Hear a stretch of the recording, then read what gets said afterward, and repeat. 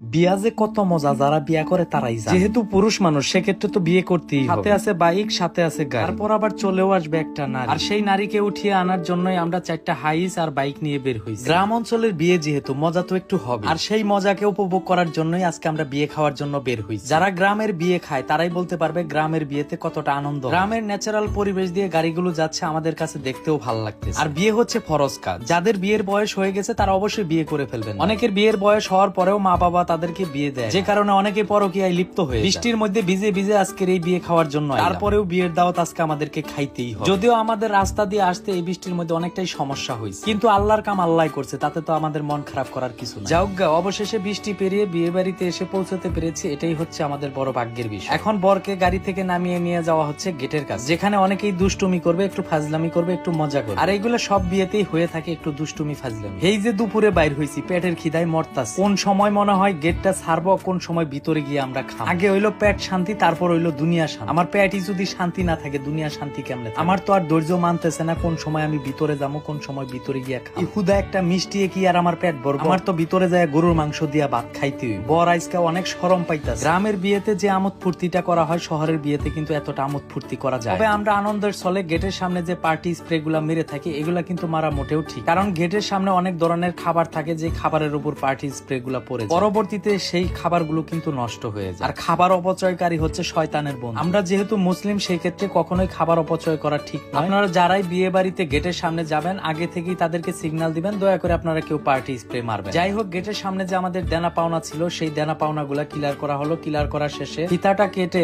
অবশেষে আমরা ভিতরে প্রবেশ করি। আজকে জামাই যে বাপ লইছে, মনে হয় সে বাজা মাসুলটা খাইতে পারে। আমি তো জামাইয়ের বাপ দিকে ভিতরে ভিতরে হাসতেছি, আর পার্টি স্প্রে গুলা পরিষ্কার করতে করতে আইতেছি। অবশেষে তো ভিতরে প্রবেশ করবার পারছি। মানে আল্লাহ যদি মাফায় চারটা খাবার পারে। বরকে স্টেজে নিয়ে বসানো হবে, স্টেজে নিয়ে বসানোর পর তাকে খাবার দাবার দেওয়া হবে। যদিও আমি বরের সাথে বসবো না, বরের সাথে আমি খাইতে পারবো, কারণ আমার সাথে যে ভাই বেড়াদার আছে, আমি তাদেরকে ছেড়ে কখনোই বরের সাথে খাইতে পারবো। বরকে যেই পরিমাণে খাবার দেয়, ওই খাবার আমার খাওয়াও সম্ভব। বরে কিন্তু খাইতে পারে, কিন্তু এখানে এসে একটা ভাব ধরতাছে। বরের খাবার তো আপনার করে দেখাইলাম, মহান আমার করে খাবার দিব, এই খাবার আপনার করে দেখা বড় দুঃখের বিষয়। আপনার করে নিয়ে আমি দাওয়াতটা খাইতে পারলাম না, আমি একাই একাই দাওয়াতটা খাইতে। নেক্সট বিয়েতে আপনাদেরকে আমি দাওয়াত দিয়ে দিলাম, আপনারা আমন। খাবারের সময় বেশি কথা বলতে হয় না, আর আমি যে খাবার খাইতেছি ওই খাবারটা আপনার করে দেখাম, এই বিষয়টাও জানি কেমন দেখা যায়। এখন আর কি করার, যেহেতু আপনাদের মাঝে বিয়ের ফুটেজ গুলো তুলে ধরছি, এখন বিয়ের শুরু থেকে নিয়ে শেষ পর্যন্ত তো তুলে ধরতেই। এখন আমাদেরকে গরুর মাংস দেওয়া হচ্ছে, মাছ ভাজি দেওয়া হচ্ছে, সাদা ভাত দেওয়া হয়েছে, পোলাও দেওয়া হয়েছে। যাই হোক, আপনারা যে যেখানেই থাকেন ভালো থাকেন, সুস্থ থাকেন। আমি মানিক মিয়ার জন্য দোয়া করবেন, আর যদি আপনি বিয়ে করেন তাহলে অবশ্যই আমাকে বিয়ের দাওয়াতটা দিয়েন ভাই।